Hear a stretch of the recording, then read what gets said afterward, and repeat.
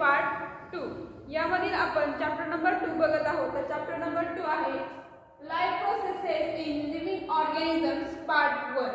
तर पाठीमागच्या तासाला आपण पेज नंबर 15 वरील energy production in micro organisms through anaerobic respiration याबद्दल माहिती बघितलेली होती. तर आज आपण पेज नंबर 16 वरील energy from different food components याविषयी माहिती बघणार आहोत. तत्पूर्वी कॅन यू टेल जे आहे पेज नंबर 16 वरील, तर कॅन यू टेल यावर्षी तुम्हाला सिलेबसमध्ये नाही, तो भाग रद्द करण्यात आलेला आहे. तर याचा सेल्फ स्टडी तुम्ही करायचा आहे.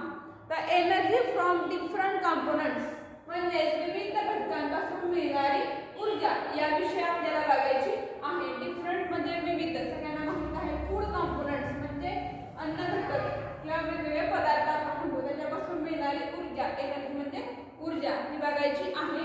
तर बघा, एक्सेस ऑफ कार्बोहायड्रेट्स, एक्सेस म्हणजे गरजेपेक्षा जास्त असणारे कार्बोहायड्रेट्स म्हणजे कर्बोदके are stored in liver and muscles in the form of glycogen.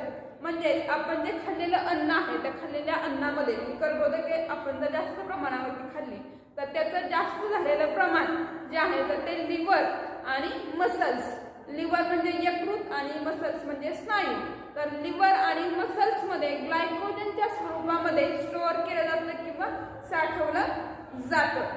Then what is the source of protein and what are they made up of. म्हणजे प्रोटीन कशाला म्हणायचं आणि प्रोटीन कशापासून बनतं किंवा कशा स्वरूपाचं असतं, तर हे आपल्याला बघायचं आहे. तर प्रोटीन कशापासून बनतं हे आपण बघूयात. सगळ्यांच्या लक्षात आलंय, म्हणजे जास्त खाल्लेलं कार्बोहायड्रेट्स किंवा कर्बोदके हे आपल्या शरीरामध्ये लिव्हर आणि मसल्स यांच्यामध्ये म्हणजे या दोन ऑर्गन्समध्ये ग्लायकोजनच्या स्वरूपामध्ये आढळून येते. तर प्रोटीन्स जे आहेत तर ते प्रोटीन्स म्हणजे प्रथिनं म्हणतो आपण. तर प्रथिनं ही कशापासून तयार होतात बघा.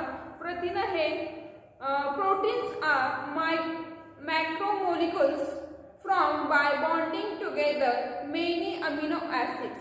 तर प्रोटीन जे आहे तर मॅक्रोमोलिक्युल्स म्हणजेच महारेणू जो आहे तर महारेणूच्या बंधापासून तयार झालेला अमिनो ॲसिड असतो. म्हणजे अमिनो ॲसिडचे अनेक रेणू एकत्र येऊन मॅक्रोमोलिक्युल्स तयार होतो आणि मॅक्रोमोलिक्युल्सलाच आपण प्रथिनं असं म्हणतो. ठीक आहे, डेफिनेशन बघूया.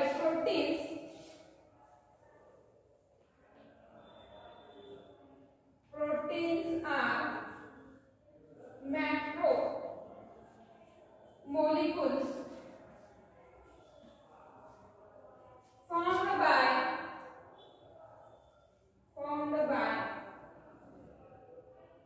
bonding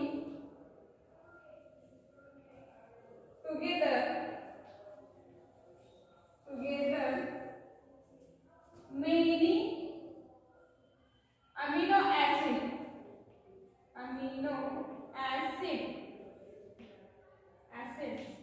तर या ठिकाणी बघा, प्रोटीन्स जो आहे तर तो प्रोटीन्स आपण अमिनो आम्ल जे आहे तर अमिनो आम्लाचे अनेक महारेणू, मॅक्रो म्हणजेच मोठा, महारेणू म्हणजे अनेक अमिनो ॲसिडचे रेणू एकत्रित येऊन म्हणजे बॉन्डिंग म्हणजे एकत्रित येऊन प्रोटीन्स म्हणजेच प्रथिनं तयार होतात. We get 4 calories of energy per gram of protein. तर बघा, 4 किलो कॅलरीज एवढी एनर्जी आपल्याला 1 ग्रॅम प्रथिनांपासून मिळते. Amino acids are obtain after digestion of proteins. तर हे अमिनो ॲसिड्स जे आहे तर ते कधी भेटतं बघा. अमिनो ॲसिड जे आहे तर ते आपल्याला कधी भेटतं तर तेव्हा प्रोटीनचं डायजेशन होतं. ठीक आहे, प्रोटीनचं digestion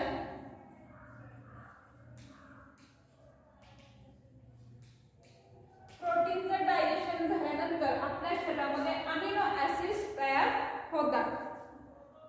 Those amino acids are absorbed in the body and transported up to each organs and cells by blood. म्हणजे बघा, प्रोटीनचं डायजेशन झालं म्हणजे जे प्रथिन आपल्या विविध घटकांमधून किंवा वेगवेगळ्या आहारांमधून घेतो ते. तर प्रोटीन्स आपले काय केलेले आहेत, त्यांचं डायजेशन होऊन अमिनो ॲसिडमध्ये रूपांतर झालेलं आहे. तर हे अमिनो ॲसिड्स जे आहेत तर ते अमिनो ॲसिड आपल्या शरीरामध्ये असणारे शरीरामध्ये असणारे शोषले जातात आणि आपल्या शरीरामध्ये जे ब्लड आहे किंवा रक्त म्हणतो तर त्या रक्ताद्वारे सगळ्या अवयवांपर्यंत किंवा पेशींपर्यंत हे अमिनो आम्ल पुरवले जातात. Then from these amino acids organs and cell produce various proteins necessary for themselves and the whole body. तर हे जे अमिनो ॲसिड्स असतील, ऑर्गन्स असतील किंवा सेल्स असतील तर हे प्रोड्यूस काय करतात, व्हेरियस टाइप्स ऑफ प्रोटीन्स. ठीक आहे, म्हणजे अमिनो ॲसिड आणि ऑर्गन्स म्हणजे अवयव म्हणूयात, सेल्स म्हणजे वेगवेगळ्या पेशी.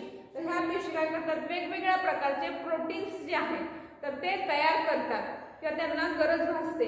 तर हे वेगवेगळे जे those examples are given in the following diagram. तर या ठिकाणी तुम्हाला दिलेलं आहे बघा की वेगवेगळे जे प्रोटीन्स आहेत तर त्या प्रोटीन्सच्या पचनानंतर अमिनो आम्ल जे तयार होतात तर हे अमिनो आम्ल जे आहेत, अमिनो ॲसिड्स म्हणूया, तर ते अमिनो ॲसिड्स वेगवेगळ्या अवयवांमध्ये म्हणजे वेगवेगळ्या ऑर्गन्समध्ये वेगवेगळ्या प्रकारची तयार होतात. तर ही कोणत्या प्रकारची तयार होतात हे आपण थोडक्यात बघूया. तर फर्स्ट तुम्हाला दिलेलं आहे बघा अमिनो ॲसिड्स. अमिनो ॲसिड्स सगळ्यांना माहित आहे प्रथिन अमिनो आम्ल त्या मराठीमध्ये म्हटलं जातं. तर हे अमिनो आम्ल फर्स्ट बघूया स्किन. आपल्या शरीरामध्ये असणारे स्किन म्हणजे त्वचा, सगळ्यांना त्वचा माहित आहे. तर याच्यामध्ये त्वचेमध्ये कोणतं अमिनो आम्ल असतं किंवा कोणतं प्रथिन असतं तर बघा मेलॅनिन, मेलॅनिन अँड केराटिन. तर मेलॅनिन हे जे आहे तर हे मेलॅनिन काय करतं, आपल्या शरीरामध्ये असणारे अमिनो आम्ल आहे तर हे आपल्या स्किनमध्ये त्वचेमध्ये असतं. त्वचेचा जो वरचा लेअर आहे तर या वरच्या लेअरच्या बरोबर अपोजिट बाजूला म्हणजे वरचा जर लेअर असेल ना तर त्याच्या खालच्या इथल्या बाजूला हे अमिनो आम्ल आढळून येतं. आणि या मेलॅनिनमुळे काय होतं, आपल्या त्वचेचा जो रंग आहे तर तो ठरवला जातो. डार्क, फेंट किंवा खूप फेंट असणार तर हे कलर ठरवलं म्हणजे आपल्या त्वचेचा रंग ठरवण्याचं काम हे मेलॅनिन करत असतं. नंतर केराटिन, केराटिन म्हणजे हे आपल्या केसाचा रंग ठरवतं. काळे का भुरे केस किंवा पांढरे केस हे केराटिन ठरवत असतं. म्हणजे त्वचेचा आणि केसांचा रंग ठरवण्याचं काम हे अमिनो आम्ल आपल्या स्किनमध्ये आढळून येतं. स्किन म्हणजे त्वचा, त्वचेमध्ये आढळून येतं. नंतर बोन्स मध्ये हाडं, ओशियन तर हे आपल्या हाडामध्ये आढळून येणारं अमिनो आम्ल आहे. नंतर सेल म्हणजे पेशी, पेशीमध्ये आढळून येणारं various types of proteins, cell membrane आणि व्हेरियस टाइप्स ऑफ एन्झाईम. तर अशा प्रकारचे तुम्हाला पेशीमध्ये असणारे हे जे एन्झाईम्स आहेत तर ते आढळून येतात. पुस्तकामध्ये तुम्हाला या ठिकाणी दिलेलं आहे तर तुम्ही बघू शकता हा चार्ट. तर या चार्टमध्ये तुम्हाला सांगितलेलं आहे. नंतर आपल्याला इथे पुढे दिलेलं आहे बघा, तुम्ही इथं बघू शकता पॅनक्रियाज. पॅनक्रियाजला स्वादुपिंड म्हटलं जातं. त्याच्यामध्ये कोणतं आहे बघा, इन्सुलिन आणि ट्रायप्सिन. तर हे पचन झाल्यानंतर तुमच्या शरीरामध्ये तयार होणारे अमिनो आम्ल आहेत. Then pituitary glands. पिट्युटरी ग्लँड्समध्ये व्हेरियस हार्मोन्स, आपल्या शरीरामध्ये असणारे वेगवेगळे हार्मोन्स म्हणजे संप्रेरक त्याला म्हटलं जातं. तर ही संप्रेरक यामध्ये आढळून येतात. नंतर मसल्स म्हणजे स्नायू, स्नायूमध्ये आढळून येणारे ॲक्टिन आणि मायसिन ही फ्लेक्झिबल प्रोटीन्स आपल्या शरीरामध्ये आढळून येतात. नंतर ब्लड म्हणजे रक्तामध्ये आढळून येणारे कोणते आहेत तर बघा हिमोग्लोबिन अँड अँटीबॉडीज. हिमोग्लोबिन आणि अँटीबॉडीजला प्रतिपिंड मराठीमध्ये म्हटलं जातं. तर हे आपल्या शरीरामध्ये वेगवेगळे घटक जे आहेत तर ते आढळून येतात. सगळ्यांच्या लक्षात आले. नंतर अल्वेज रिमेंबर जो हा भाग आहे तर तो यावर्षी सिलेबसमध्ये नाही. आता पुढचा आपण मुद्दा बघूया. कॅन यू रिकॉल, थोडंसं आठवा. From where do we obtain lipids. तर लिपिड्स जे आहेत तर ते लिपिड्स कशापासून भेटतात किंवा कशापासून मिळतात. लिपिड्सला मेगामले म्हटलं जातं. तर ती कशापासून किंवा कुठे भेटतात.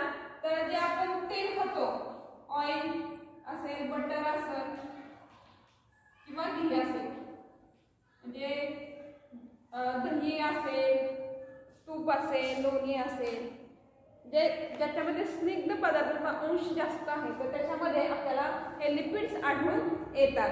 The substance formed by specific chemical bond between fatty acids and alcohol are called lipids. तर लिपिड कशाला म्हणायचं आहे बघा. तर फॅटी ॲसिड आणि अल्कोहोल, ठीक आहे, फॅटी ॲसिड आणि अल्कोहोल यांचे विशिष्ट असा केमिकल बॉन्ड असतो, म्हणजे रासायनिक बंध, आणि रासायनिक बंधांना जोडून हा लिपिड्स तयार होत असतो. Digestion of lipids consumed by us is nothing but their conversion into fatty acids and alcohol. Fatty acids are absorbed up and distributed everywhere within the body. From those fatty acids, different cells produce various substances necessary to themselves. तर बघा, आपल्या शरीरामध्ये असणारे जे मेदामले lipids आहेत तर ती शोषली जातात आणि शोषल्यानंतर आपल्या पूर्ण बॉडीमध्ये सर्वत्र पोहोचली जातात. मग हे पोहोचवण्याचं काम आपल्या शरीरामधल्या ज्या सेल्स आहेत, पेशी म्हणतो, तर त्या करतात. मग त्या पेशींना आवश्यक असलेले पदार्थ ते काय करतात, शोषून घेतात आणि अशा प्रकारे आपल्या शरीराचं कार्य चालतं. आता एक एक्झाम्पल दिलंय बघा. The molecules called as phospholipids which are essential for producing plasma membrane are formed from fatty acids. म्हणजे बघा, पेशीचे जे आहे सेल मेम्ब्रेन, तर सेल मेम्ब्रेन तयार करण्यासाठी फॉस्फोलिपिड्स या नावाचं फॅटी ॲसिड आहे तर ते वापरलं जातं. त्याचबरोबर besides fatty acids are used for producing hormones like progesterone, estrogen, नंतर टेस्ट्रोजेन आणि अल्ड्रोस्ट्रेन.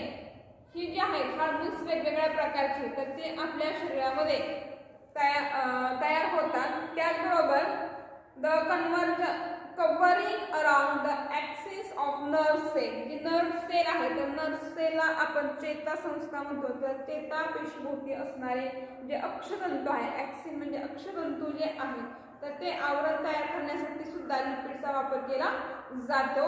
We get 9 calories of energy per gram of lipids.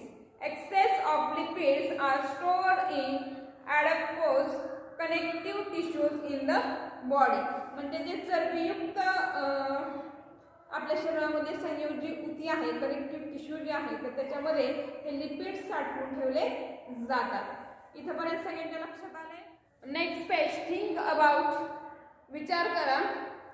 First question is many times you cannot eat hot foods due to inflammation, ulceration in mouth. म्हणजे बऱ्याच वेळा किंवा अनेकदा तुम्हाला तोंड येतं आणि तोंड आल्यामुळे तुम्ही तिखट पदार्थ जास्त खाऊ शकत नाही. असं का होत असेल बरं? तर तुम्ही तिखट पदार्थ का खाऊ शकत नाही? तर बघा, तुमच्या शरीरामध्ये एक तर व्हिटॅमिन सीची डिफिशियन्सी असेल, त्याच्यामुळे तुम्ही खाऊ शकत नाही. म्हणजे तुमच्या शरीरामध्ये व्हिटॅमिन बी जे आहे तर ते कमी पडतं आणि व्हिटॅमिन बी कमी पडल्यामुळे तुम्ही खूप तिखट पदार्थ किंवा खूप तेलकट, स्पायसी किंवा हॉट फूड्स तुम्ही कंझ्युम करू शकत नाही किंवा ते तुम्हाला अनकम्फर्टेबल वाटतं. Then second question is some persons experience difficulty in night vision since their childhood or adolescence. तर काही लोकांना किंवा काही जणांना लहानपणापासून म्हणजे बाल्य अवस्थापासून ते अडोलसन्स म्हणजे तारुण्य अवस्था, तर त्या तारुण्य अवस्थेमध्येच रात्रीचं दिसत नाही किंवा रात्रीचं दिसायला त्रास होतो. मग हा त्रास कशामुळे होत असेल? तर बघा, एकतर दिसण्यासाठी व्हिटॅमिन ए याची आवश्यकता असते. ठीक आहे. म्हणजे for better vision vitamin A is essential for, परंतु व्हिटॅमिन एची जर डिफिशियन्सी असेल तर तुम्हाला रात्रीचं दिसत नाही. त्यामुळे आहारामध्ये व्हिटॅमिन एचे जे पदार्थ आहेत तर ते घेणं अत्यंत आवश्यक आहे. Vitamins are a group of heterogeneous compounds of which each is essential for proper operations in various processes in the body. There are main 6 types of vitamins. Propagation, proper operations of various process बघायचं आहे. तर म्हणजे vitamins जे आहेत तर त्या विटॅमिन्सचे आपल्याला एकूण 6 टाइप्स भेटलेले आहेत. तर कोणते 6 टाइप्स आहेत तर ते आपण बघूया. एकूण 6 टाइप्स आहेत विटॅमिन्सचे. फॉर एक्झाम्पल दिला आहे vitamin 6 types. First A B C D E आणि के. 1 2 3 4 5 6 असे एकूण 6 टाइप्स ऑफ विटॅमिन्स आहेत. Out of this A D E K, A D E K हे जे आहे तर ते फॅट सोल्युबल आहे. तर ए डी ए के हे फॅट सोल्युबल म्हणजे फॅट्स मध्ये विरघळणारे आहे. देन बी सी हा जो आहे बी सी, तर हा बी सी वॉटर सोल्युबल आहे म्हणजे पाण्यात विरघळणारे आहे. We have seen that FADH2 and NADH2 are produced in processes like glycolysis and Krebs cycles. Vitamins like riboflavin म्हणजे vitamin B2 are nicotinamide, vitamin B3 respectively are necessary for their productions. आता पुढे सांगितलं use your brain power. हा question यावर syllabus मध्ये नाही. There is about 65 to 70% water in the body. म्हणजे 65 ते 70% जवळपास 65 ते 70% तुमच्या शरीरामध्ये पाणी आढळून येतं किंवा आपल्या शरीरामध्ये साधारणपणे एवढं पाणी असतं. Each cells contain 70% water weight by weight. म्हणजेच आपल्या शरीरामध्ये जे असणारे सेल्स आहेत तर त्या सेल्समध्ये म्हणजे पेशीच्या वजनाच्या 70% इतकं पाणी असतं. ब्लड प्लाझ्मा जो आहे म्हणजे रक्तद्रव्य म्हणतो आपण ते, तर त्या रक्तद्रव्यामध्ये 90% इतकं पाणी आढळून येते. Functioning of cells and thereby whole body distribute even if there is a little loss of water from the body. Hence, water is essential nutrient. म्हणजे बघा आपल्या शरीरामध्ये थोडं जरी पाणी कमी पडलं तरी आपल्या शरीरामध्ये असणाऱ्या ज्या सेल्स आहेत तर त्यांचं काय होतं कामकाज बिघडतं आणि आपल्या शरीराचं सुद्धा कामकाज बिघडतं. त्यामुळे पाणी सुद्धा एक अत्यंत महत्त्वाचा न्यूट्रिएंट आहे. Along with all above mentioned nutrients, fibers are also essential nutrients. तर तुम्हाला या ठिकाणी सांगितलेलं आहे आपल्या शरीरामध्ये असणारे न्यूट्रिएंट्स असतील किंवा काही फायबर्स असतील तर ते महत्त्वाचे न्यूट्रिएंट आहेत किंवा घटक आहेत. In fact we cannot digest the fibres. तर तुमच्या शरीरामध्ये तंतुमय जे पदार्थ आहेत तर ते तंतुमय पदार्थ आपण पचवू शकत नाही, परंतु however they help in the digestion of other substance and ingestion of undigested substances. We obtain the fibers from leafy vegetables, fruits and cereals etc. म्हणजे जे तंतुमय पदार्थ आहे फायबर्स म्हणजे तंतुमय पदार्थ, तर तंतुमय पदार्थ आपण आपल्या शरीरामध्ये पचवू शकत नाही, परंतु आपल्या शरीरामध्ये पचनक्रियेमधून जे टाकाऊ पदार्थ किंवा न बसलेले पदार्थ जे आहेत तर ते आपल्या शरीराबाहेर टाकण्यासाठी या तंतुमय पदार्थांचा उपयोग होतो. मग हे फायबर्स कोणते आहेत किंवा तंतुमय पदार्थ कोणते आहेत तर बघा पालेभाज्या असतील, काही फळं आहेत, काही धान्य आहेत, तर यामधून आपल्याला हे फायबर्स भेटले जातात. इथपर्यंत सगळ्यांचा भाग लक्षात आलेला आहे. सगळ्यांनी जेवढा भाग शिकवला त्याचं वाचन करायचं आहे. थँक्यू.